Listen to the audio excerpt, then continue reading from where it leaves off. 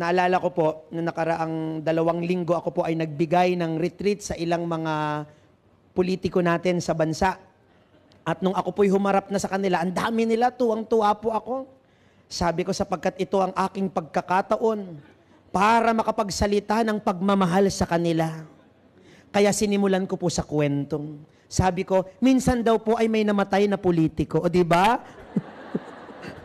Ganyan din sila tumawa agad. May namatay na politiko at nagmamadali siyang umakyat sa langit. At sabi ni St. Peter, Mr. Politician, the honorable politician, where are you going? I'm going to heaven. I'm entering heaven. Sabi ni St. Peter, naku, Mr. Politician, honorable politician, hindi po ganyan dito. May test po muna kayong dadaanan. At sabi ng honorable politician, ano pong test? Kailangan po magstay muna kayo sa impyerno ng 24 hours. At pagkatapos magstay po kayo ng 24 hours sa langit at mula doon, bumoto po kayo. Sabi ng politiko, may botohan din ba sa langit? Opo, pero hindi pa ho na-approve ang automation. Pending pa po, nagdidebate pa po ang mga anghel kasi baka magkadayaan po. At kahit masama ang loob ng politiko, nagpunta siya sa elevator, sabi niya na, ayoko pumunta ng impyerno, madumi doon, pangit doon. Naririnig ko nung pinipreach yun na hindi masarap doon, mainit doon. Pero wala siyang magawa, he has to pass through the test. So pinindot niya yung letter I sa elevator. At dahan-dahan bumaba elevator, nakalagay I, impyerno, pababa. At nagtataka siya, kinakabahan siya. Pero nagulat siya nung pababa na ng pababa, pabango ng pabango. At palamig ng palamig. At may narinig siya nagtatawa, nagkikwentuhan at masayang mga tugtog. Pagbukas ng elevator, nagulat siya. Yung impyerno, isang malaking golf course. Sabi niya, hindi naman pala totoong pangit.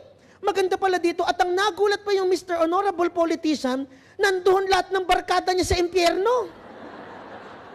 At ganyan din sila nagtawa na. At nagkikwentuhan. Sabi, buti nandito ka, masaya. At nag-golf sila, kanta sila. At talagang hindi niya namalayan tapos noong 24 hours. At sabi niya, mukhang nagkamali ako ng sinabi kay St. Peter.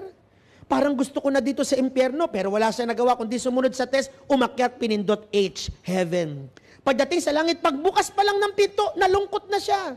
Kasi mga tao lakad ng lakad, wala siyang kakilala kahit isa. Ultimo mga kamag-anak, wala siyang nakita doon. Kanta ng kanta, harp ng harp. Tapos may nag-hosana ng hosana. Wala na ba kailang nga bang kanta kundi hosana?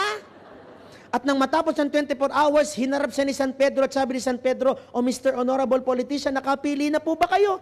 Pwede na kayong bumoto. Sabi niya, naku, St. Peter, wag na lang ho sanang makarating sa Panginoon. Pero nagbago na ako ng desisyon. Sa impyerno na lang po ako. Nagulat si San Pedro. Sabi niya, yan na po ba boto niyo? Opo, akin na po yung daliri niyo, lalagyan ko yung indelible ink. Baka makadoble ho kayo ng boto eh. Mabuting maingat na. At nilagyan, tuwan-tuwa na yung Mr. Honorable Politician. At pumasok siya sa elevator, tuwan-tuwa, excited, pinindot ang ay, kumakanta-kanta pa siya. Pero nagtataka siya ng pababa ng elevator, painit ng painit. Parang napapaso na siya at pabaho ng pabaho. Yung mabangong amoy wala na at may narinig siya nag-iiyakan, pinarusan. Pagbukas ng elevator, nagulat siya kung anong ikinaganda nung unang punta niya, yung ikinapangit. Ang dilim, puro apoy, yung mga kaibigan niya nakatali, pinarurusan, tawa ng tao sa Satanas. Ang baho. Sabi ni Satanas, ba't parang mangha po kayo? Sabi nung Mr. Politician, hindi po ganito na nagpunta ako dito.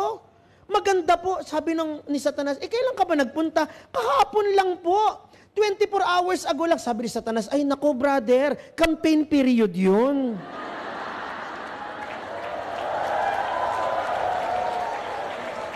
Kaya sabi ko sa mga politiko natin, ganyan po, pag campaign period, puro langit ang pinapangako nyo. Pero pag naiboto na ho kayo, impyerno na ho buhay namin.